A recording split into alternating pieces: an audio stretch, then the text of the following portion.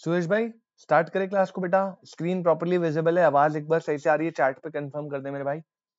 आज की क्लास फटाफट से स्टार्ट करते हैं और आज हम कोशिश करेंगे अपना थर्ड यूनिट जो है मैं फिनिश करवा दूं। थोड़ा सा बचा हुआ है, फटाफट से डन करेंगे। छोटा सा यूनिट है, मैंने पहले बताया, तो आई ट्राई माय बेस्ट कि आज ये खत्म ही हो जाए। ठीक है, अब जल्दी से एक बार रिवाइज करवा था बेटा मैं आपको। मैंने आपको अभी इंडियन पार्टनरशिप एक्ट कराया है 1932। अब ये जो एक्ट है बेटा, इसमें आपके बुक में 3 यूनिट आपको पढ़ने हैं। हमने यूनिट नंबर 1 जो है बेसिक हमने कंप्लीट करा, जिसमें पार्टनरशिप क्या होती है, पार्टनरशिप के एलिमेंट क्या होते हैं, ट्रू टेस्ट ऑफ पार्टनरशिप क्या होता है, हमने देखा पार्टनरशिप के कितने टाइप्स है, पार्टनर के कितने टाइप्स होते हैं मल्टीपल, और लास्ट हमने आपको बताया बेटा कि जो पार्टनरशिप है उसका अदर बिजनेस ऑर्गेनाइजेशन के साथ क्या डिफरेंस है। लाइक पार्टनरशिप के साथ और कंपनी का कंपैरिजन करा, पार्टनरशिप का और क्लब का कंपैरिजन करा, पार्टनरशिप का HUF या जॉइंट हिंदू फैमिली से कंपैरिजन करा, ऐसे ही पार्टनरशिप का को ओनरशिप एंड पार्टनरशिप का एसोसिएशन के साथ कंपैरिजन करा। ये सारे डिफरेंसेस आपको याद रखना बेटा, पेपर के लिए सुपर इंपॉर्टेंट है। हाँ, पार्टनरशिप और LLP का मैंने डिफरेंस नहीं बताया क्योंकि वो LLP वाले चैप्टर में मैंने बता दिया था। तो आप वहां वाले चैप्टर में जाओगे तो पार्टनरशिप LLP का LLP में डिफरेंस ऑलरेडी दे रखा है। ठीक है, अब इसके बाद हम गए यूनिट नंबर 2 को स्किप करते हुए सीधा यूनिट नंबर 3 पे, क्योंकि ये छोटी और सिंपल है। फिर यूनिट नंबर 2 डिस्कस करेंगे। तो यूनिट नंबर 3 जो है बेटा, वो बात करता है registration and dissolution of firm की। मतलब ये फर्म कैसे बनती है, रजिस्ट्रेशन प्रोसेस, और फर्म का जो बंद होने का प्रोसेस है वो पूरा हमें डिस्कस करना है। अब हमने सबसे पहले रजिस्ट्रेशन की बात करी थी, हमने सारा रजिस्ट्रेशन का कॉन्सेप्ट कर लिया था, बस एक दो पॉइंट और बचे, फिर हम डिसोल्यूशन पे चलेंगे। अब जब मैं बात करता हूं बेटा रजिस्ट्रेशन की, तो मैंने बताया कि इंडिया में फर्म का registration is not compulsory, it is optional, but at the same time it is desirable. मैंने बताया था क्योंकि इंडिया में अगर आपने फर्म को रजिस्टर करना है आप कर सकते हैं, नहीं करना मत करिए। लेकिन अगर आपने फर्म को रजिस्टर नहीं करा तो एक अनरजिस्टर्ड फर्म के पास कुछ डिसेबिलिटीज होती है, मतलब कुछ चीजें वो नहीं कर पाती। इसलिए it is desirable and it is advisable कि आप फर्म को हमेशा रजिस्टर्ड रखें। ठीक है, जब भी आप फर्म को रजिस्ट्रेशन कराएंगे वो कंसेंट ऑफ ऑल पार्टनर से ही होना चाहिए। रजिस्ट्रेशन प्रोसेस की बात करें तो सेक्शन 58 बोलता है बेटा, सबसे पहले सारे पार्टनर को एक स्टेटमेंट सारे सिग्नेचर्स करके प्रिस्क्राइब फीस के साथ प्रिस्क्राइब फॉर्म में ROF रजिस्ट्रार ऑफ फर्म को देना है। रजिस्ट्रार ऑफ फर्म कौन सा होगा सर, जहां पे आपका प्रिंसिपल प्लेस ऑफ बिजनेस है उस डिस्ट्रिक्ट के ROF को आप ये स्टेटमेंट देंगे। जब वो स्टेटमेंट को डिटेल एंड डॉक्यूमेंट्स को चेक करके वेरीफाई करके अप्रूव करेगा तो वो रजिस्टर ऑफ फर्म में एक एंट्री पास कर देगा, और जैसे ही वो एंटर डिटेल करेगा आपका सर्टिफिकेट ऑफ रजिस्ट्रेशन जो है वो बन जाएगा। ठीक है, तो यहां पे आपको ये वाली बात बताई थी। अब ये जो स्टेटमेंट है इसमें क्या क्या आएगा, सारी बातें बताई थी। फर्म का नाम, प्लेस ऑफ बिजनेस, कोई अदर प्लेस है, डेट जहां से फर्म पार्टनर ज्वाइन करे है, सब पार्टनर का नाम, उनका permanent address, duration of the firm, किस टाइप की फर्म है, सारी बातें बतानी है। ठीक है, इसके अलावा ये जो भाई पार्टनर, ये जो आप फर्म बना रहे हो, इस स्टेटमेंट में आप नेम ऑफ फर्म बनाओगे तो वहां पे क्लियरली लिखा है कि भाई नाम जो है उनमें ये word crown, emperor, empire, empress, imperial, king, queen, royal word ऐसे नहीं होने चाहिए, और कोई भी ऐसा वर्ड नहीं होना चाहिए जो गवर्नमेंट को दर्शा रहा है, जब तक आपके पास कंसेंट नहीं है। ये सारी बातें आपको बताई थी। पूरा रजिस्ट्रेशन प्रोसेस बड़ा सिंपल था। एक बार आपकी फर्म रजिस्टर हो गई तो आपको फर्म के पीछे कंपलसरी नाम लिखना पड़ेगा, रजिस्टर्ड। तो ABC एंड कंपनी के ब्रैकेट में रजिस्टर्ड लिखना इज कंपलसरी। ठीक है, ये वाली बात भी बताई थी। नोट नंबर 1 में मैंने क्या बताया कि भाई आपकी जो इफेक्टिव डेट ऑफ रजिस्ट्रेशन होती है सुरेश भाई, वो तब मानी जाएगी जब आपने रजिस्ट्रेशन प्रोसेस को स्टार्ट करा, मतलब जब स्टेटमेंट वाला सीन आपने ROF में दिया था तब से हम उसे इफेक्टिव डेट ऑफ रजिस्ट्रेशन मानेंगे, ना कि जब आपका सर्टिफिकेट आया। तो यहां पे 10th जून आपकी इफेक्टिव डेट मानी जाएगी। और अगर आपने कोई भी रजिस्ट्रेशन में डिले करा, अब डिले सर कैसे, और रजिस्ट्रेशन तो ऑप्शनल था बेटा, हर जगह ऑप्शनल, लेकिन महाराष्ट्र में तो मैंडेटरी है ना। तो अगर वहां पे आप रजिस्ट्रेशन में डिले करते हो तो पेनल्टी लगेगी 100 रुपीज पर ईयर और पार्ट ईयर ऑफ, मतलब एक महीना भी ऊपर हो गया तो हम पूरा ईयर कंसिडर करके 100 रुपए लगाएंगे, ज्यादा नहीं है बेटा, 100 रुपीज है। ठीक है, सुरेश भाई पहले बताओ यहां तक अगर कोई भी डाउट है आपको रजिस्ट्रेशन में तो जल्दी से बताएंगे, अदरवाइज हम जो है बस 2 पॉइंट मुझे बताने हैं, उसके बाद हमारा रजिस्ट्रेशन खत्म, फिर हम डिसोल्यूशन पे जाएंगे। नो डाउट, ओके जी। लेकिन अब जो टॉपिक हो रहा है सुरेश भाई, रजिस्ट्रेशन खत्म, अब जो टॉपिक हो रहा है बेटा वो सबसे ज्यादा इंपॉर्टेंट टॉपिक है पूरे रजिस्ट्रेशन के कॉन्सेप्ट में। सर अभी तक जो हो रहा है सबसे ज्यादा है, यस सर सबसे ज्यादा इंपॉर्टेंट। बेटा टॉपिक क्या है, टॉपिक क्या है, हेडिंग डालेंगे बेटा, consequence of non registration. Consequence of non registration, जिसे और करके आप ऐसे भी बोल सकते हो जो हमने पहले पढ़ा था, disabilities of N unregistered firm. Unregistered firm, अगर आपने रजिस्ट्रेशन नहीं कराया तो उसके क्या कॉन्सिक्वेंसेस है? डायरेक्ट क्वेश्चन बनता है पेपर में। सूरज भाई पता है क्वेश्चन कैसे बनता है? कहता है क्या एक पार्टनरशिप फर्म का रजिस्टर करवाना कंपलसरी है, ऑप्शनल है? Question mark. उसके आगे बोलेगा कि एक अनरजिस्टर्ड फर्म के क्या डिसेबिलिटी होती है या what are the consequences of non registration. तो बहुत सिंपल 4 पॉइंट लिखने हैं आपको, सिर्फ 4 पॉइंट लिखने हैं 3 नंबर के लिए, ठीक है ना। नॉन रजिस्टर्ड में नॉन रजिस्ट्रेशन अगर आपने करी उसके क्या कॉन्सिक्वेंसेस है बेटा? कॉन्सिक्वेंस नंबर 1,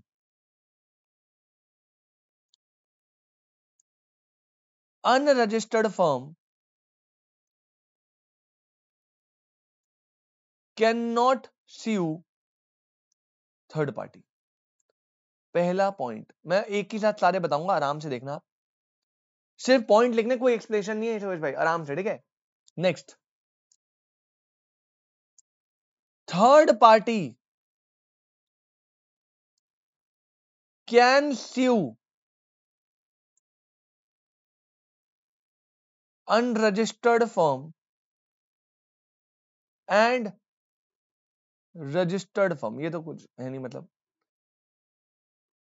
मतलब अगर आप एक फर्म है एबीसीएन कंपनी, अब मान ले कि एबीसी एंड कंपनी कॉन्ट्रैक्ट में एंटर होती है मिस्टर एक्स के साथ, और ये एक अनरजिस्टर्ड फर्म है, अनरजिस्टर्ड, तो ये कॉन्सेप्ट कहता है कि अगर कुछ भी हुआ, मान लो इसने ब्रीच कर दी, इसने ब्रीच कर दी, ठीक है, ब्रेक नहीं ब्रीच, इसने ब्रीच कर दी सुरेश भाई, ब्रीच ऑफ कॉन्ट्रैक्ट कर दिया। अरे भैया थर्ड पार्टी ने कुछ भी करा, अगर आप एक अनरजिस्टर्ड फर्म हो, पहले पॉइंट, आप कभी भी थर्ड पार्टी पे सूट फाइल नहीं कर सकते। मान लो आपसे पैसे, उसने कॉन्ट्रैक्ट करवा लिया, पैसे नहीं दे रहा, बेटा आप सूट फाइल नहीं कर सकते अगेंस्ट थर्ड पार्टी अगर आप एक अनरजिस्टर्ड फर्म हो। ओके सर, ये तो बहुत बड़ी प्रॉब्लम है, लेकिन अगर आपने ब्रीच कर दी, आपने ब्रीच कर दी, तो एक्स आप पे केस फाइल कर सकता है। मतलब सिंपल सी बात है, एक अनरजिस्टर्ड फर्म किसी अगले बंदे पे केस फाइल नहीं कर सकती, और अगर अगले बंदे को एक अनरजिस्टर्ड फर्म में केस फाइल करना है तो वो कर सकता है। मतलब यहां पे आप एक बहुत बड़े डिसएडवांटेज, मान लो एक कंपनी है, एक फर्म है A B C and company, ये एक अनरजिस्टर्ड फर्म है, ठीक है, ये अनरजिस्टर्ड है।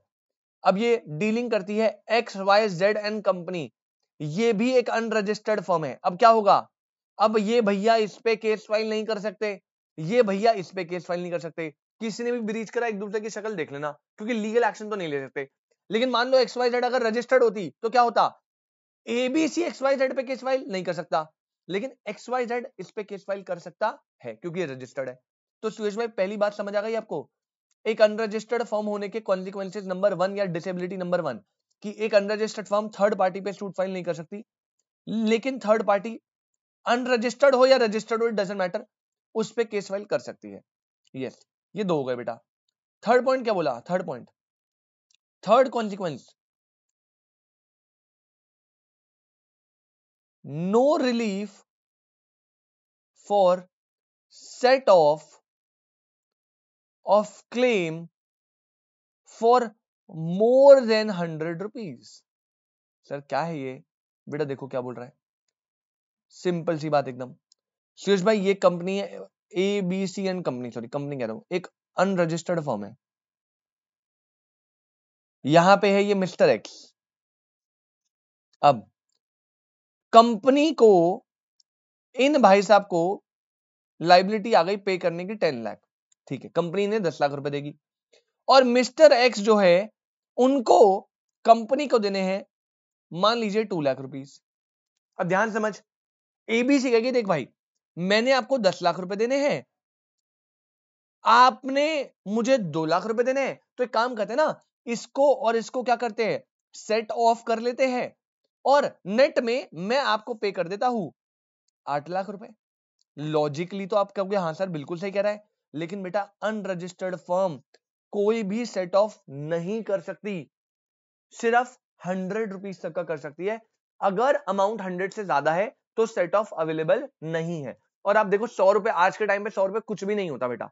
ये पहले के टाइम पे 100 रुपए चलो ठीक है वैल्यूएबल था, अब तो 100 रुपए है नहीं, तो टेक्निकली आप समझो सेट ऑफ होता ही नहीं है। पर आप लिख देना कि मोर देन 100 का सेट ऑफ नहीं होता।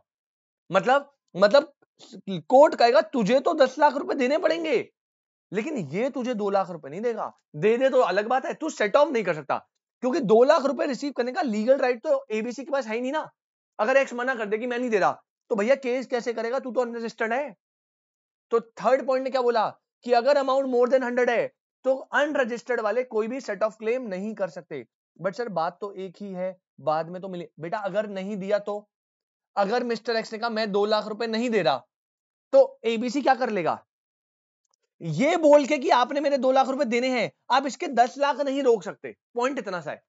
या आप इसके 8 लाख पे करके सेट ऑफ नहीं ले सकते। आप पहले उसे 10 लाख रुपए दे दो, आपको तो देना ही पड़ेगा, नहीं दिया तो वो केस कर देगा ना। लेकिन वो आपको 2 लाख दे या ना दे इसकी श्योरिटी नहीं है, और अगर नहीं देगा तो सर हम तो केस कर देंगे। बेटा केस तो तू कर ही नहीं सकता, तू अनरजिस्टर्ड है ना। यही तो। अच्छा स्यू नहीं, हाँ बिल्कुल स्यू नहीं कर सकते अगर मना कर दिया उसने देने से, तो क्योंकि अनरजिस्टर्ड वाला सू नहीं कर सकता ना, थर्ड पार्टी को भी बताया था। तो ये सेंस है लॉ बनाने का। मतलब आप समझो गवर्नमेंट आपको इनिशिएट करे कि भाई देखो आप रजिस्टर ही हो जाओ, और कोई ऑप्शन नहीं है। कुछ भी गड़बड़ हुई आपके पास सूट फाइल करने का कोई राइट नहीं है। तभी वो आपको ऐसे कन्विंस कर रहे कि भाई इतनी बड़ी बड़ी डिसेबिलिटी दे दी कि आप रजिस्टर ही कर लो। अच्छा आगे आओ, point number 4, partner. Last point है, last disability. Partner can not file suit against unregistered firm or other partner except for dissolution or for accounts and realization of his share on dissolution।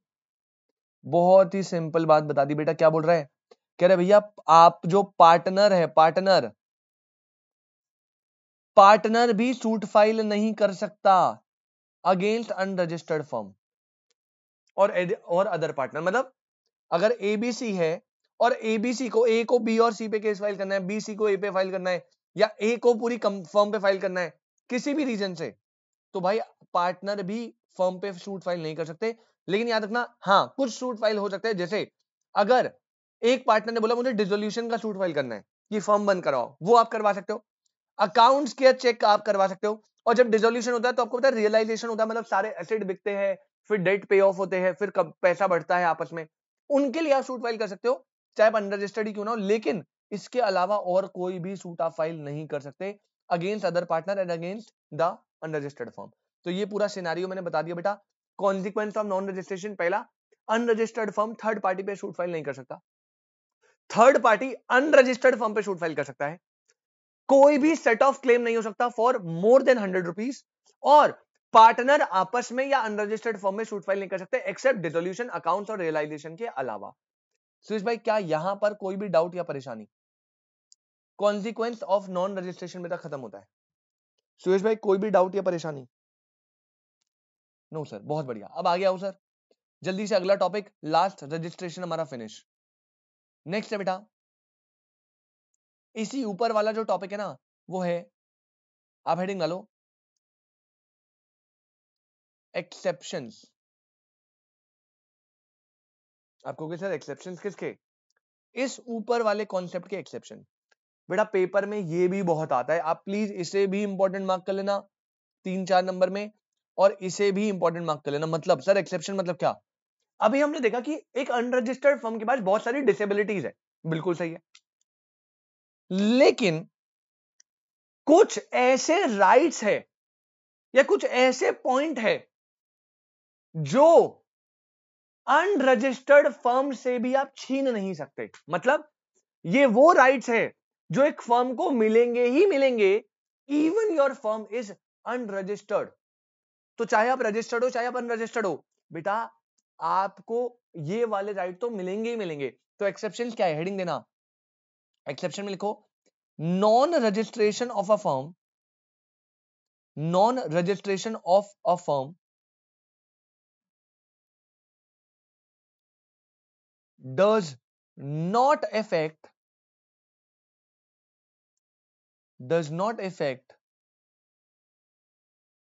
the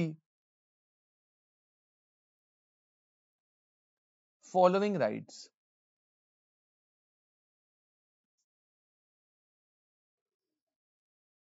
non registration of firm does not affect the following right, मतलब ये सारे right तो देख तुझे मिलेंगे नहीं, अगर तू अनरजिस्टर्ड है ये नहीं मिलेंगे, लेकिन ये वो राइट है जो आपको मिलेंगे even if you are unregistered. और भाई इतने नकली है ना, देख उल्टा करना है इनको, उल्टा करना है, दिमाग लगाइए थोड़ा सा।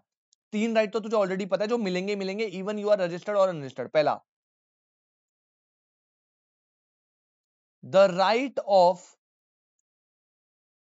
Third parties to sue the firm और एनी पार्टनर। ए सर क्या मजे ले रहे हो सर, उल्टा मतलब क्या कह रहे हैं? अगर आप एक अनरजिस्टर्ड फर्म हो फिर भी थर्ड पार्टी के पास ये राइट है कि वो फर्म या अदर पार्टनर पे, किसी भी पार्टनर पे सूट फाइल कर सकता है। ये राइट कोई नहीं छीन सकता। इवन आप अनरजिस्टर्ड हो, थर्ड पार्टी के पास तो राइट था, ये तो उल्टी बात कर दी। यहां पे हमने लिखा था ना कि आप थर्ड पार्टी सूट फाइल करेगी, आप नहीं कर सकते, तो बस ये बात रिपीट हो गई, तो सेम ही है। थर्ड पार्टी का राइट कोई भी नहीं छीन सकता, चाहे आप रजिस्टर्ड हो या अनरजिस्टर्ड, वो आप पे सूट फाइल कर सकती है। सेकेंड राइट जो अनरजिस्टर्ड फर्म को भी मिलेगा, वो याद रखना, the right to sue or claim a set of, if the value of suit, if the value of suit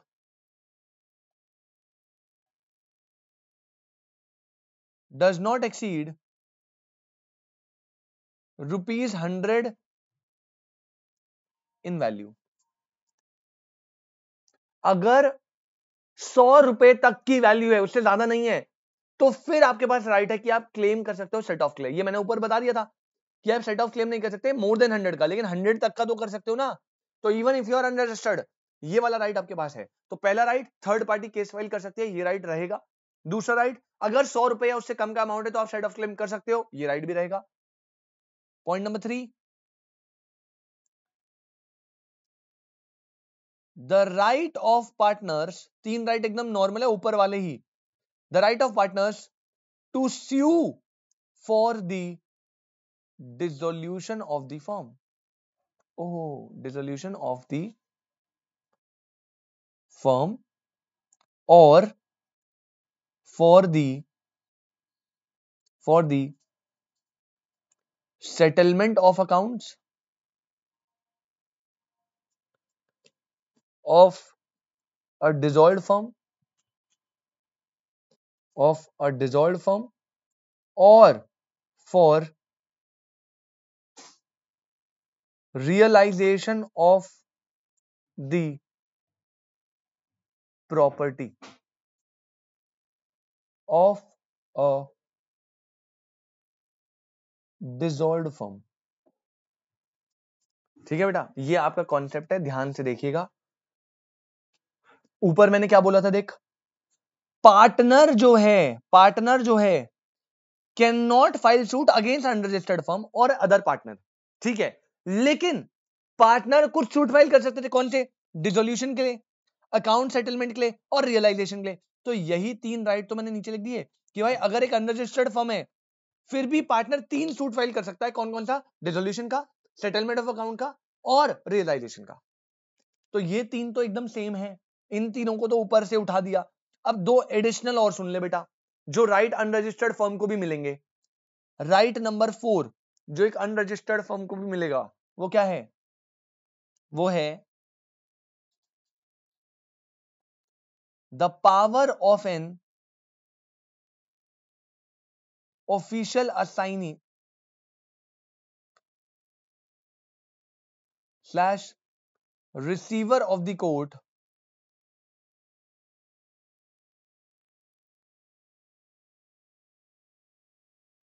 of the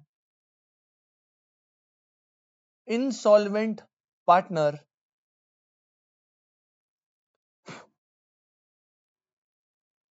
to to release the property of insolvent partner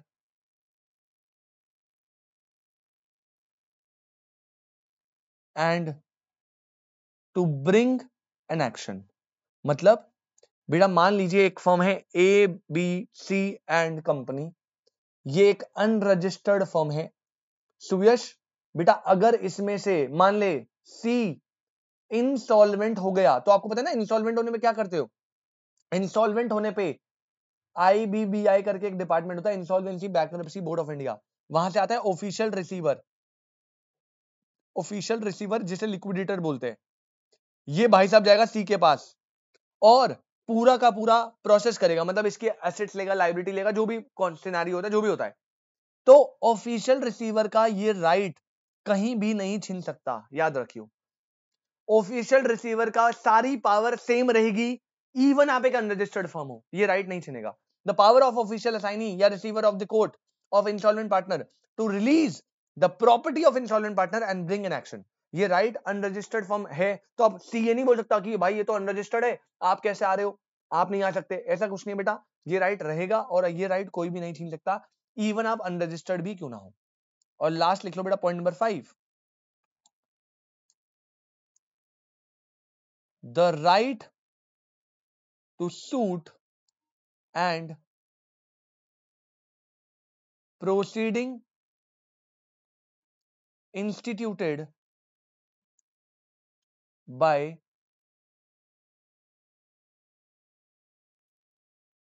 legal representative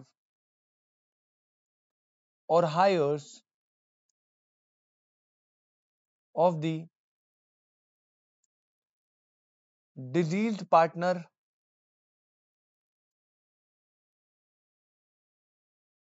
of a firm for accounts of the firm to realize the property। Fifth और अंतिम right है बेटा, right to suit and proceeding instituted by legal representative और legal heir of the deceased partner of a firm for accounts of the firm to realize the property. अरे मतलब अब ABC है, ABC में से भाई साहब सी जो है उसकी डेथ हो गई, अब सी की डेथ के बाद अब इंसॉल्वेंट नहीं हुआ, सी मर गया। अगर सी की डेथ हो गई तो आपको पता है ना बेटा क्या होगा, सी की वाइफ आ गई, ये सी वाइफ है, ये इसकी लीगल रिप्रेजेंटेटिव है, ये सूट कर सकती है फर्म पे अकाउंट्स के लिए और रियलाइजेशन ऑफ शेयर के लिए, कि भाई मेरे पति का जितना भी पैसा वैसा बनता है वो आप हमें दे दीजिए, अकाउंट दिखाइए कितना बन रहा है और हमें दे दीजिए। तो आप एक unregistered firm still right to suit and proceeding instituted by legal representative of the deceased partner accounts के लिए और रियलाइज द प्रॉपर्टी के लिए। सुरेश भाई क्या ये वाली पॉइंट आपको सारे समझ आए, किसी में पॉइंट में कोई भी डाउट? एक बार रिपीट कर रहा हूं, अनरजिस्टर्ड फर्म के मैंने पहले आपको बताया क्या कॉन्सिक्वेंसेज होते हैं या क्या डिसेबिलिटीज होती है। चार डिसेबिलिटी है। Number 1, unregistered firm third party पे फाइल नहीं कर सकती suit, third party but unregistered firm पे सूट फाइल कर सकती है, कोई भी सेट ऑफ क्लेम नहीं होगा मोर देन 100 का, और पार्टनर आपस में या फर्म पे सूट फाइल नहीं कर सकते एक्सेप्ट तीन चीजों में, डिसोल्यूशन, अकाउंट सेटलमेंट, रियलाइजेशन। लेकिन एक अनरजिस्टर्ड फर्म कुछ ऐसे राइट रखती है जो उसे मिलेंगे ही मिलेंगे, इवन यू आर रजिस्टर्ड और अनरजिस्टर्ड डजंट मैटर। पहला, ऑब्वियसली थर्ड पार्टी आप पे केस फाइल कर सकती है, थर्ड पार्टी के पास राइट है। दूसरा, आप जो है सेट ऑफ क्लेम कर सकते हो 100 रुपीज या उससे कम अमाउंट तक का। तीसरा, पार्टनर फर्म या अदर पार्टनर में केस फाइल कर सकते हैं for dissolution, for realisation and account settlement. चौथा, ऑफिशियल रिसीवर या ऑफिशियल असाइनी का कोई भी पावर या राइट आप छीन नहीं सकते, इवन अगर आप क्या हो, अनरजिस्टर्ड फर्म हो। और लास्ट, जो लीगल रिप्रेजेंटेटिव या लीगल हायरर है डिजीज पार्टनर का, वो सूट फाइल कर सकता है for accounts and for realization of property. Suresh भाई is there any doubt, is there any doubt? No sir. बहुत बढ़िया सर। क्या रजिस्ट्रेशन खत्म? बेटा सब कुछ खत्म, रजिस्ट्रेशन अब डिसोल्यूशन कर रहे हैं, बस एक नोट है वो मैं आपको बता देता हूं, क्योंकि ना इंपॉर्टेंट है थोड़ा, कभी कभार केस स्टडी आती है आपके बुक में, एग्जांपल भी है, तो आप एक नोट डाल लेना इसके नीचे। नोट मैं आपको अपने तरीके से लिखवाऊंगा। नोट क्या है सुनो ध्यान से।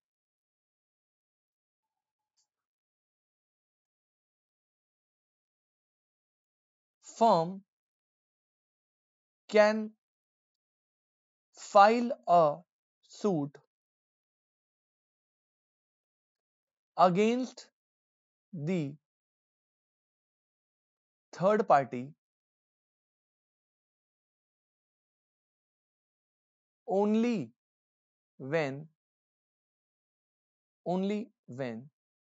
क्या सुरेश भाई आप मुझे बता सकते हो ओनली व्हेन डैश कब एक फर्म थर्ड पार्टी पे सूट फाइल कर सकती है? ओनली व्हेन कब कर सकती है? अच्छा, थर्ड पार्टी पे आप सूट फाइल कब नहीं कर सकते ये बता दो। एक फर्म थर्ड पार्टी पे सूट फाइल नहीं कर सकती कब? सर ये पहले का आंसर है। हाँ, जब वो रजिस्टर्ड है तो सूट फाइल कर सकती है, only when it is registered. बिल्कुल करेक्ट है सुरेश भाई। फर्म थर्ड पार्टी पे सूट फाइल नहीं कर सकती इफ इट इज अनरजिस्टर्ड। बिल्कुल करेक्ट है। तो मैंने बोला firm can file a suit against the third party only when. बेटा इसके लिए दो कंडीशन है, एक कंडीशन नहीं है, एक तो तूने बता दी, दो कंडीशन है, ध्यान से सुनिए, ध्यान से सुनिए। Only when what? पहला तो तूने खुद बता दिया, फर्म इज रजिस्टर्ड। अगर फर्म रजिस्टर्ड नहीं है तो आप थर्ड पार्टी पे केस फाइल कर ही नहीं सकते। ये तो कंडीशन नंबर 1 है।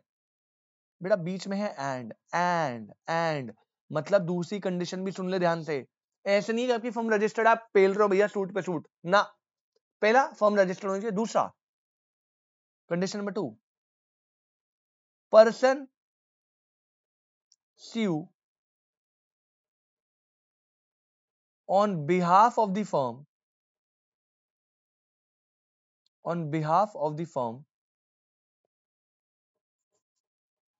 जो पर्सन स्यू कर रहा है on behalf of the firm,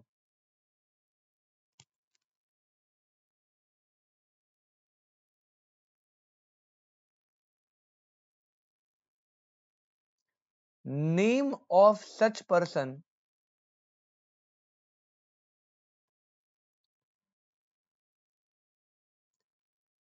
register of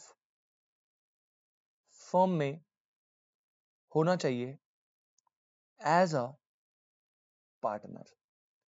ये दूसरी सबसे इंपॉर्टेंट कंडीशन सुरेश भाई, एक बार मैं रिपीट कर रहा हूं, ध्यान से सुन ले। फर्म रजिस्टर होनी चाहिए, कंडीशन नंबर 1। कंडीशन नंबर 2, जो पर्सन सूट फाइल कर रहा है फर्म के बिहाफ पे, आई रिपीट, जो पर्सन ने केस करा उस टाइम पे उस बंदे का नाम रजिस्टर ऑफ फर्म में एज अ पार्टनर रजिस्टर होना चाहिए। आपको कहते हैं ना रजिस्टर, आरओएफ के बाद रजिस्टर ऑफ फर्म होता है, उसमें वो रजिस्टर की एंट्री डालता है कि भाई ये पर्सन है, इनका नाम है, इतना कैपिटल है और ये फर्म बन गई। तो जब सूट फाइल हो रहा है, जिस बंदे ने सूट फाइल करा उसका नाम उस टाइम पे होना चाहिए रजिस्टर ऑफ फर्म में। एग्जांपल सुन ले ध्यान से। मान ले A B C and company है, ये एक रजिस्टर्ड फर्म है, रजिस्टर्ड फर्म। अब यहां पे ए बी सी ये तीनों क्या है? ये तीनों पार्टनर्स है। अब इन तीनों पार्टनर में से ए जो है, ए डाइज, मान ले रजिस्टर हुई 2018 में, ए डाई हो गया 2019 में, ठीक है, ऐसी कहानी चल रही थी। अब बी एंड सी जो है, बी एंड सी जो है वो 2020 में मिस्टर एक्स के अगेंस्ट में सूट फाइल कर देते हैं, ठीक है, क्या? On behalf of A and company. अब सूरज भाई सिंपल सा लॉजिक मुझे एक बात बताओ, क्या ये सूट कंसिडर किया जाएगा एज, मतलब ये सूट मेंटेनेबल है? मेंटेनेबल मतलब ये सूट चलेगा कोर्ट में? क्या ये सूट मेंटेनेबल है? क्या लगता है सूरज भाई? नो बेटा, वाई नो? आप तू कंडीशन चेक कर। पहली कंडीशन, क्या फॉर्म रजिस्टर्ड है? जल्दी बता, हाँ या ना। क्या ये फॉर्म रजिस्टर्ड है? यस और नो? यस रजिस्टर्ड है। दूसरी कंडीशन, सूट फाइल किसने करा है? सूट फाइल किसने करा है? अबे सूट फाइल बीएनसी ने करा है भाई, बीएनसी ने मिस्टर एक्स पे सूट फाइल करा है, बीएनसी ने। या एक्स भी कर दे, देख बेटा एक्स तो हर केस में कर सकता है ना, जो तू केस समझ गया वो तो कुछ है ही नहीं। एक्स तो हर केस में सूट फाइल कर सकता है, वेदर यू आर रजिस्टर्ड और अनरजिस्टर्ड, इट डजंट मैटर। मैं बात कर रहा हूं एबीसी ने एक्स पे सूट फाइल करा है। अब सूट फाइल करा है बी एंड सी ने against x. Okay sir, registered तो है सर, लेकिन दूसरी कंडीशन क्या थी? क्या बी एंड सी उस टाइम पे रजिस्टर ऑफ फर्म में इनका नाम मेंशन होगा? Answer is yes.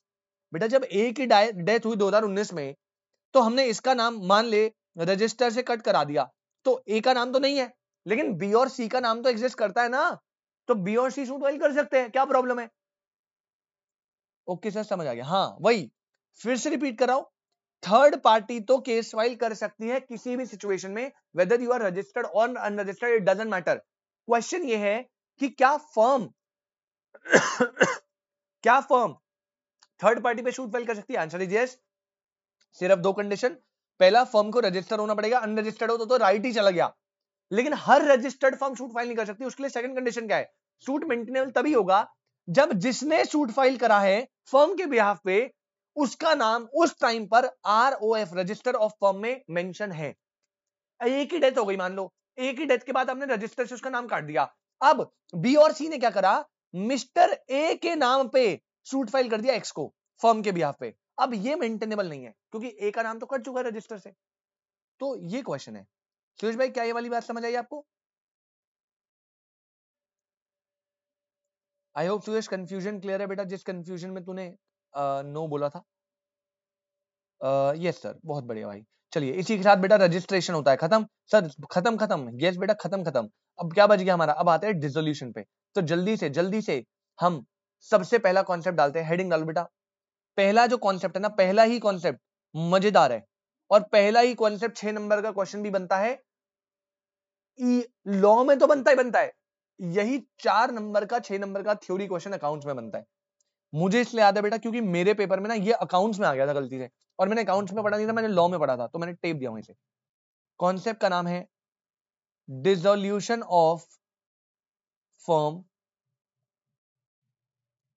रीजॉइन। बेटा रुक जा, अभी ना मीटिंग जल्दी हो गई है, तो अब वो ब्रेक आएगा तो चलने दे। अभी जैसे मीटिंग एंड होगी ना, 10 मिनट का ब्रेक है, मैं तेरे को मैसेज डालूंगा तब रीजॉइन करना, ठीक है? Dissolution of firm versus dissolution of partnership, dissolution of firm versus dissolution of partnership. बेटा इसे 4 नंबर के लिए इंपॉर्टेंट कर ले, अकाउंट्स में भी आता है ये क्वेश्चन। मेरे पेपर में जब मैंने अपना फाउंडेशन दिया था, ये अकाउंट्स में आया था, तो इंपॉर्टेंट क्वेश्चन है 4 मार्क्स के लिए, ठीक है? पहले मैं इसका मतलब बता देता हूं सिंपल शब्दों में, ध्यान से। पहले मैं अपने लैंग्वेज में समझा रहा हूं बेटा। पहले समझो डिसोल्यूशन ऑफ पार्टनरशिप का क्या मतलब होता है। जैसे A B C and company, ये एक फर्म है, ठीक है? अब आज सी भाई साहब डिसाइड करते हैं कि वो इस फर्म से रिटायरमेंट ले लेंगे। क्या ले लेंगे? रिटायरमेंट। अब होगा क्या देख, इससे होगा क्या? यहां पर जब ये एबीसी फर्म बनी होगी, तो ए बी एंड सी ने एग्रीमेंट बनाया होगा, ए बी सी ने एग्रीमेंट बनाया होगा, और उस एग्रीमेंट से रिलेशनशिप क्रिएट हो गया। भाई ए बी सी के बीच में क्या हो गया? रिलेशनशिप क्रिएट हो गया ना। पार्टनरशिप क्या थी? पार्टनरशिप क्या थी? रिलेशनशिप बिटवीन 2 और more person who have agreed to share profits of a business. तो ए बी सी ने एग्रीमेंट बनाया जिससे रिलेशन क्रिएट हो गया। अब जब सी यहां से रिटायरमेंट लेगा, तो टेक्निकली ये जो ए बी सी का रिलेशनशिप है बेटा, ये खत्म हो गया रिलेशनशिप। और अब इन्हें ए और बी ने मानो बोला कि भाई हम तो है, हम दोनों तो कंटिन्यू करेंगे बिजनेस को। इन्होंने बोला हम क्या करेंगे? कंटिन्यू करेंगे बिजनेस को। तो अब इन्हें क्या करना पड़ेगा? जो रिलेशनशिप ए बी सी के बीच में था, इन्हें नया एग्रीमेंट बनाना पड़ेगा ए एंड बी का। ये न्यू एग्रीमेंट बनेगा, और इस न्यू एग्रीमेंट से एक न्यू रिलेशन क्रिएट होगा। किसका? ए और बी का। ये न्यू रिलेशन क्रिएट कर दिया इन्होंने, पुराने रिलेशन को खत्म करा, न्यू रिलेशन को क्रिएट करा। बेटा this concept is called dissolution of partnership. Dissolution of partnership में पॉइंटर गिनवा रहा हूं क्या होता है। नंबर 1, डिसोल्यूशन ऑफ पार्टनरशिप में सिर्फ जो पार्टनरशिप रिलेशन है, पार्टनरशिप रिलेशन वो एंड होता है। पॉइंट नंबर 2, इससे बेटा फर्म या बिजनेस एंड नहीं होता, फर्म या बिजनेस कंटिन्यू रहेगा। सिर्फ जो रिलेशनशिप था ए बी सी का, वो अब ए और बी का है, तो पार्टनरशिप रिलेशनशिप एंड हो रहा है, बट फर्म या बिजनेस कंटिन्यू रहेगा, बिजनेस बंद नहीं होगा। तीसरी बात, जब भी डिसोल्यूशन ऑफ पार्टनरशिप होता है, क्योंकि बिजनेस चल रहा है, सिर्फ पार्टनरशिप का एंड हुआ है, तो यहां पे याद रखना बेटा, यहां पर आपका फाइनल क्लोजर ऑफ बुक्स होगा या नहीं होगा? क्या आपको पूरी बुक्स को क्लोज करना होगा? फाइनल क्लोजर ऑफ बुक्स सुयश होगा, final closure of books, business चल रहा है अभी, तो यहां पे क्या फाइनल क्लोजर ऑफ बुक्स होगा? Answer is no sir. Dissolution of partnership में कभी फाइनल क्लोजर ऑफ बुक्स नहीं होता, कोई रियलाइजेशन अकाउंट नहीं बनता, यहां पे बनता है रीवैल्यूएशन अकाउंट। तभी आज का जब एडमिशन रिटायरमेंट कुछ भी होता था, तो आप क्या करते थे? रीवैल्यूएशन करते थे of assets and liability, not realisation. बिकती नहीं है, सिर्फ एसेट एंड लायबिलिटी को रीवैल्यू करते हैं, और जो रिटायरिंग पार्टनर है उसको उसका शेयर देके भेज देते हैं। एक और चीज, dissolution of partnership also known as, ये याद रखिए, ऑल्सो नोन एज, इस नाम से भी आ सकती है, इसे बोलते हैं बेटा रिकॉन्स्टिट्यूशन ऑफ फर्म।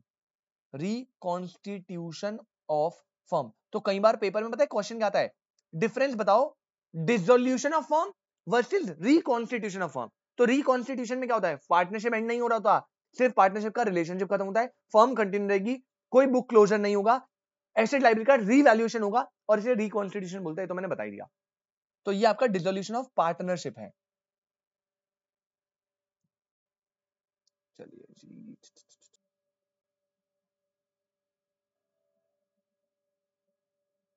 चलो भाई, तो ये आपका डिसोल्यूशन ऑफ पार्टनरशिप हो गया। आई होप यहां तक क्लियर है आपको।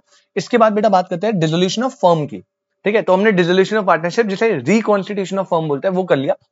अब आते हैं डिसोल्यूशन ऑफ फर्म। अब इसमें क्या होता है बेटा, इसमें A B C and company है, ये एक फर्म है, और अब यहां पर ये फर्म ही डिसाइड कर रही है कि ये जो है बिजनेस को या फर्म को एंड कर रहे हैं, बिजनेस या फर्म को क्या कर रहे हैं, एंड कर रहे हैं। टेक्निकली यहां पे कोई रिटायरमेंट डेथ नहीं हो रही, डिसोल्यूशन ऑफ पार्टनरशिप होती है रिटायरमेंट से, डेथ से, एडमिशन से, ये सबसे।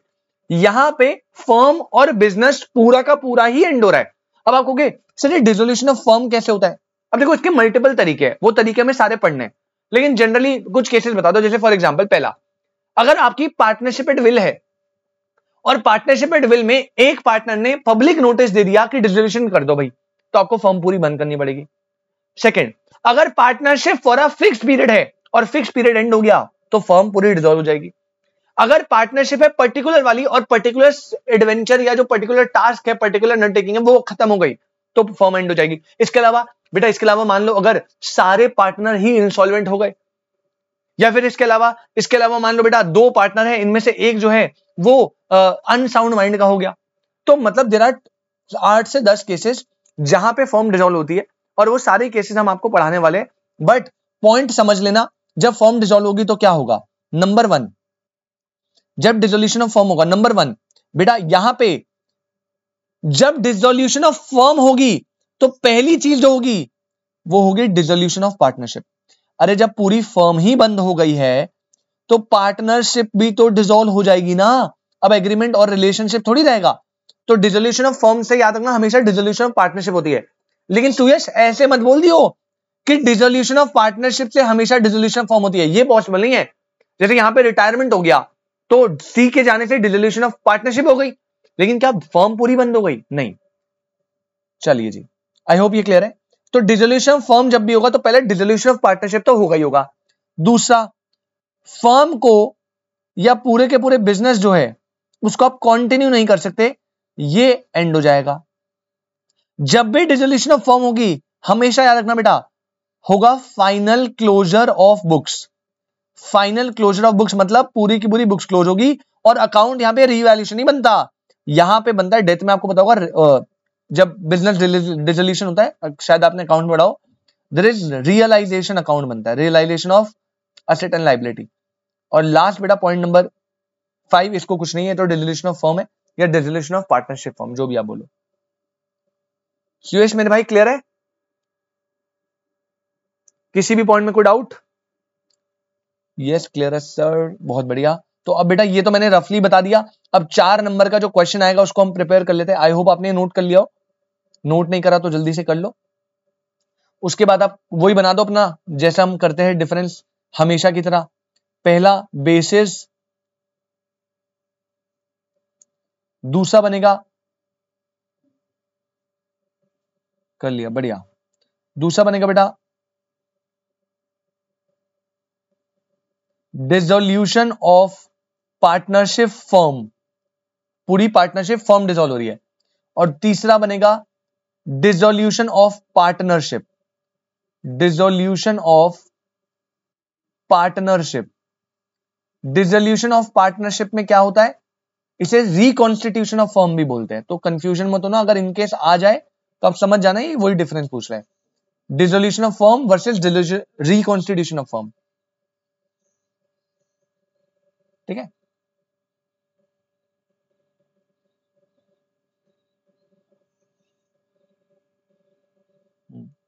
ब्रैकेट में लिख देता हूं रिकॉन्स्टिट्यूशन ऑफ फर्म। अब जल्दी जल्दी लिखेंगे डिफरेंस फटाफट से। सबसे पहले point number 1, basis number 1 which is, पहला है कॉन्टिन्यूएशन ऑफ बिजनेस, पहला है continuation of business.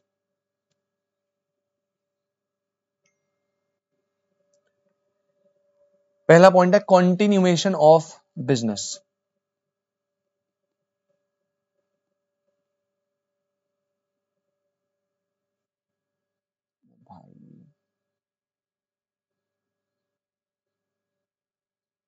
Continuation of business, dissolution of firm में लिखो बेटा, it involves discontinuation of business in partnership। पूरा का पूरा बिजनेस ही डिसकंटिन्यू हो जाएगा क्योंकि डिसोल्यूशन ऑफ फर्म हो रहा है। यहां पे डिसोल्यूशन ऑफ पार्टनरशिप जब होगा, एडमिशन रिटायरमेंट कुछ हो रहा है, तो it does not affect continuation of business, full stop। It involves only reconstitution of firm, it involves only reconstitution of firm। यहां पे कोई continuation नहीं होगा, continuation पे इफेक्ट नहीं होगा, कंटिन्यू रहेगा फर्म, बस फर्म का रिकॉन्स्टिट्यूशन हो जाएगा। पहले 3 लोगों के बीच में हो रहा था तो अब 2 के बीच में होगा, या 3 के बीच में हो रहा था तो 4 के बीच में होगा, ऐसा होगा।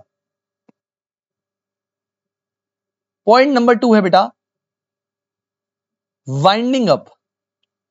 वाइंडिंग अप में क्या बोलता है, इसमें भैया it involves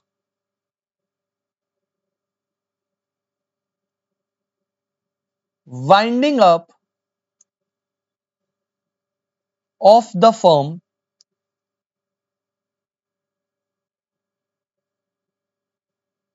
it involves winding up of the firm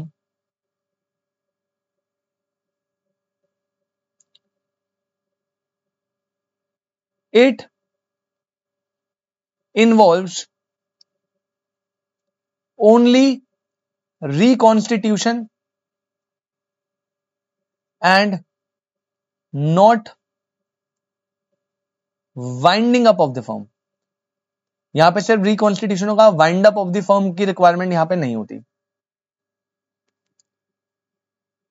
point number 3,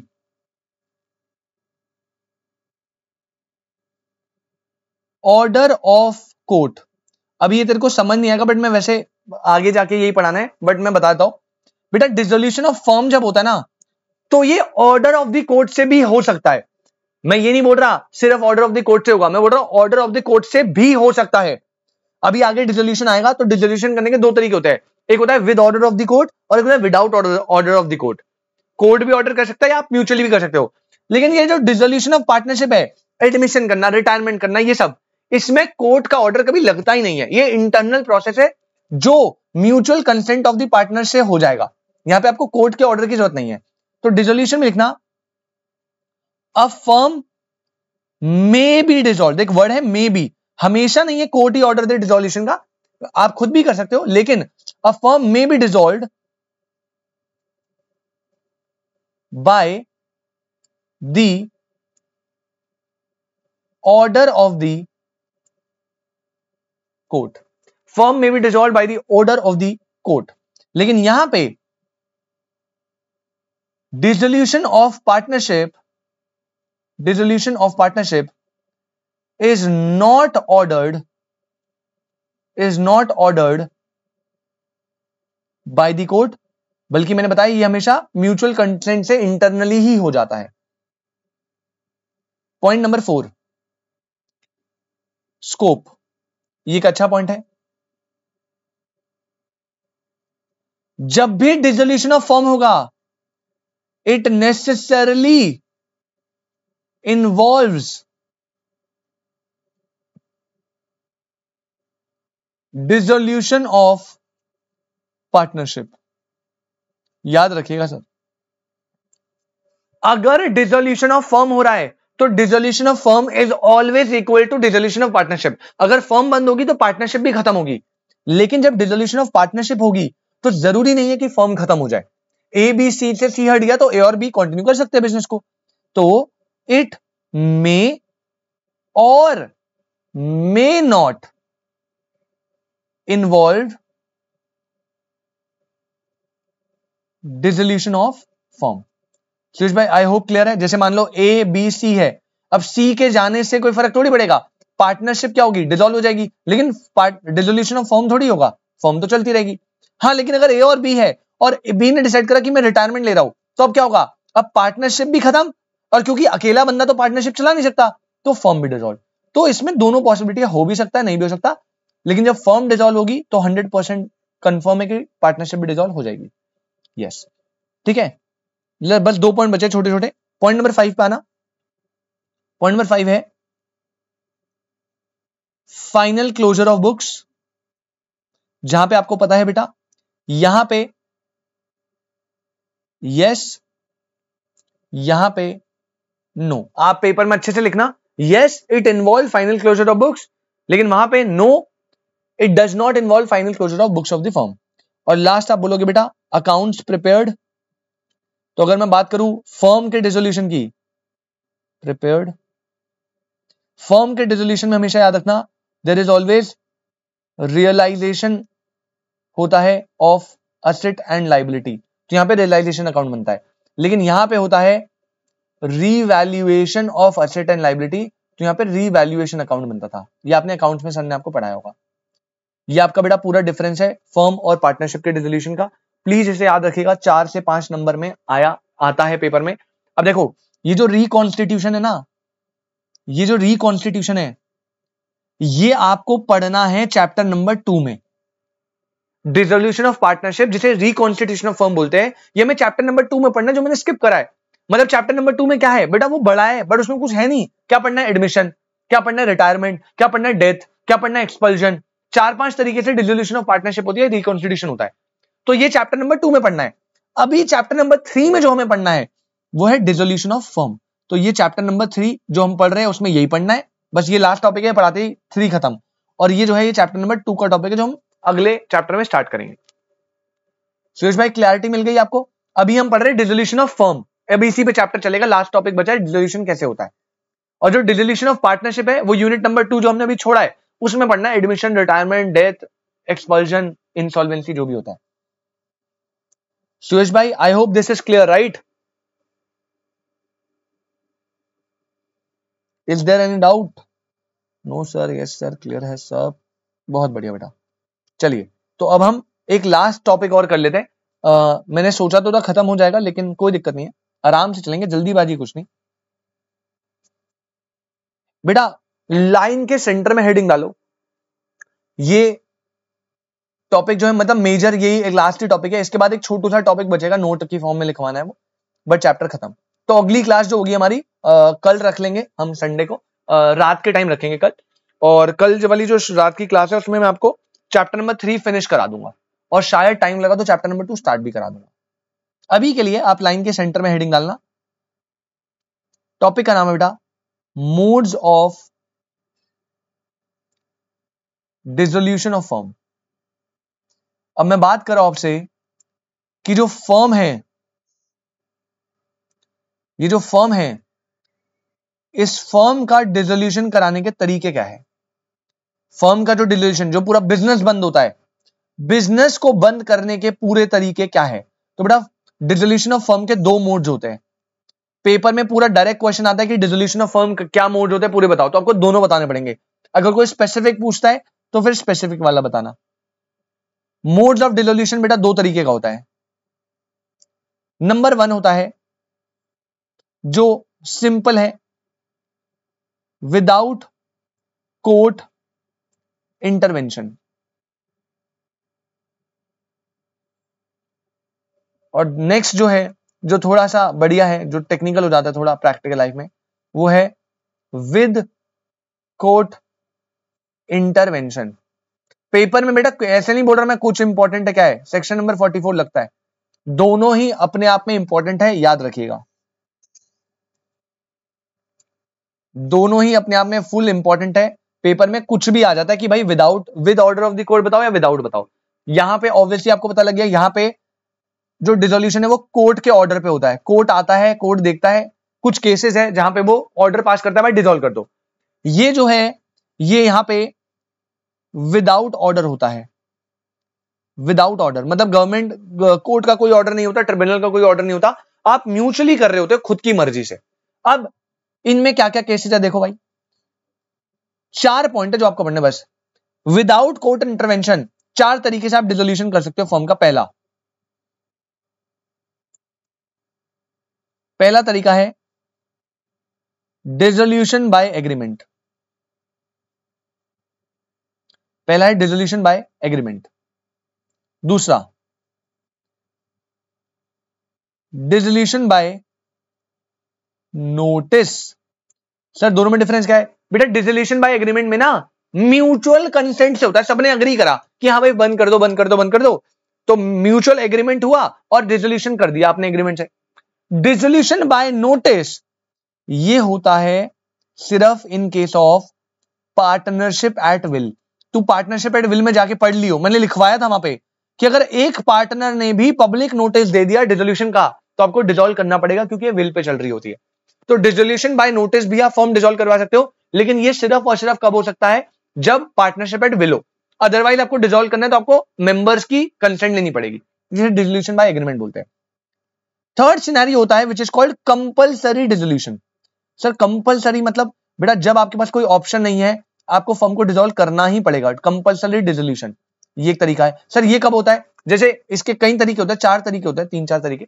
एक एग्जांपल दूं तो सारे पार्टनर इंसॉल्वेंट हो गए। अब भाई जब सारे पार्टनर ही इंसॉल्वेंट हो गए हैं तो भाई फिर तो आपको कंपल्सरी डिसोल्यूशन करना पड़ेगा। और चौथा है बेटा dissolution on happening of certain contingency. मतलब कोई कंटिंजेंसी की वजह से कुछ हो गया, अनसर्टेन इवेंट हो गया, उसकी वजह से आपको डिसॉल्व करना पड़ रहा है। जैसे फॉर एग्जांपल बेटा आप जो है प्लास्टिक के बिजनेस में थे और आज गवर्नमेंट ने प्लास्टिक पे कंप्लीट बैन लगा दिया, या आप इंडिगो के बिजनेस में थे जो नील उगाते हैं और आज गवर्नमेंट ने इंडिगो में कंप्लीट बैन लगा दिया। अब भाई जब आपका बिजनेस ही बैन हो चुका है तो वो इलीगल बन गया आप तो टेक्निकली फिर आपको क्या है, फिर आपको डिसोल्यूशन करना पड़ेगा। और कैसे हुआ, on happening of certain contingency. ठीक है, तो ये 4 तरीके हैं जहां पे आप खुद से without order of the court, without court intervention dissolution कर सकते हो। अब ये चारों तरीके हमें पढ़ना है, छोटा थोड़ा लिखवाना है, दैट्स इट, क्योंकि पेपर में क्वेश्चन आता है 6 नंबर का कि भाई मोड ऑफ डिसोल्यूशन बताओ। नेक्स्ट है, ये सिंपल होते हैं, इनमें कोई दिक्कत नहीं है, ये वाले सारे सिंपल है। पहला जहां पे कोर्ट इन्वॉल्व हो जाता है, पहला है पॉइंट नंबर 1 है इनसैनिटी या unsound mind.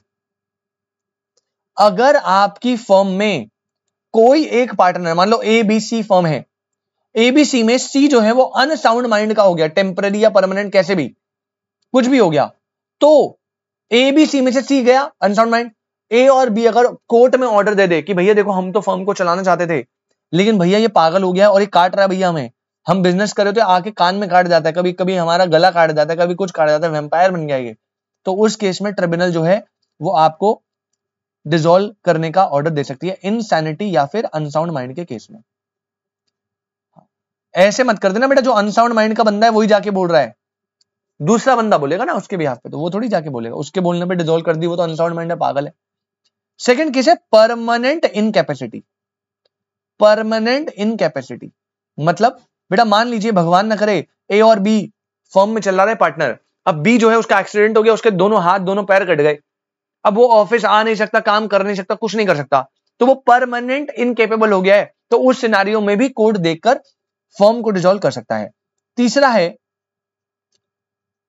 Persistent breach of agreement.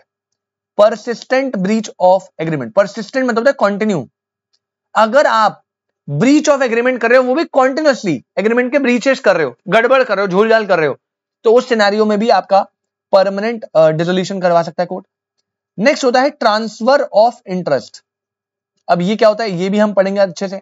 Transfer of interest के केस में भी अदर पार्टनर जो है वो चाहे तो कोर्ट से डिसोल्यूशन करवा सकते हैं। नेक्स्ट है कॉन्टिन्यूअस लॉसेस या फिर परपेचुअल लॉसेस, मतलब आपके बिजनेस में सिर्फ और सिर्फ लॉस ही होने वाला है, इसका फिक्स है। आपको पता लग गया भाई या तो हमें फर्म बंद करनी है या फिर ये बिजनेस चलेगा तो लॉस में ही चलेगा, तो इस सिनेरियो में आप कोर्ट में जा सकते हो और कहो सर ये जो है लॉस में जाएगा बिजनेस, कोई चांस ही नहीं है इसका प्रॉफिट होने का, तो या तो आप इसे बंद कर दो या लॉस चलेगा, तो फिर कोर्ट ट्रिब्यूनल जो है वो ऑर्डर दे सकता है। और लास्ट बेटा क्या हो गया, अगर इनमें से कोई भी पॉइंट नहीं है तो लास्ट होता है जस्ट एंड इक्विटेबल ग्राउंड, मतलब अगर कोई भी पॉइंट में आप फिक्स नहीं हो रहे लेकिन जज साहब को लगता है कि भाई नहीं इसको बंद करना ही ठीक है, तो वो last just and equitable ground का रीजन देके पार्टनरशिप डिसॉल्व करा सकता है। तो मोड्स ऑफ डिसोल्यूशन में ये 2 पॉइंट है, बिना कोर्ट के, कोर्ट के साथ। बिना कोर्ट के देर आर 4 केसेस, कोर्ट के साथ देर आर 6 केसेस, और ये सारे के सारे 10 केसेस हमें आपको अच्छे से पढ़वाने, क्योंकि पेपर में 6 नंबर में आ जाता है क्वेश्चन, ठीक है। लेकिन ये सारे केसेस हम करेंगे नेक्स्ट क्लास, जल्दी जल्दी होंगे, ज्यादा लिखने वाले नहीं है। इनमें तो थोड़ा सा, इन दोनों में थोड़ा लिखना भी है, बाकी सारे 2-2 3-3 लाइन के बस 3rd और 4th में लिखना है थोड़ा सा। सुरेश भाई क्लियर है? तो अगली क्लास में ये सारे मोड्स ऑफ डिसोल्यूशन को डिस्कस करूंगा, नोट्स बनाऊंगा। उसके बाद एक छोटा सा नोट का टॉपिक और है, इंपॉर्टेंट नोट करके 4-5 नोट लिखवाऊंगा, वो करते ही हमारा next class 3rd unit finish हो जाएगा। फिर मैं स्टार्ट करूंगा बेटा यूनिट नंबर 2, जो कि मेरे हिसाब से कैलकुलेटेड है, तो मेरे हिसाब से 3 या 4 क्लास में वो भी निपट जाना चाहिए मैक्सिमम। आई ट्राई 3, बट 4 लग जाए तो कोई दिक्कत नहीं है। वो करते ही हमारा पार्टनरशिप खत्म, हमारा पूरा का पूरा सिलेबस खत्म। उसके बाद आपके पास पूरा का पूरा मार्च है, मतलब आधे से ज्यादा मार्च होगा। उसके बाद आपके पास पूरा अप्रैल है, और मई के आपके पास स्टार्टिंग के 1 हफ्ता 10 दिन है। तो उसमें आपको पूरा टेस्ट सीरीज एंड पूरी प्रिपरेशन करनी है, सैंपल पेपर सॉल्व करनी है, जितने ज्यादा आप कर पाओ बस। यस सर, चलिए तो मिलते हैं बेटा आपसे क्लास। नेक्स्ट क्लास मैंने बता दिया बेटा, कल क्लास है आपकी, कल संडे है, कल संडे को 9:30 हम क्लास रखेंगे बेटा। अगर ये 80% की क्लास हो जाएगी, यस, अगर कुछ 20% रीजन से मैं बार होता हूं, नहीं ले पाता, तो आपको मैं मैसेज या कॉल से अपडेट कर दूंगा, लेकिन 80% है कि आपकी क्लास हो जाएगी कल संडे को 9:30 बजे। चलिए tata bye bye, take care.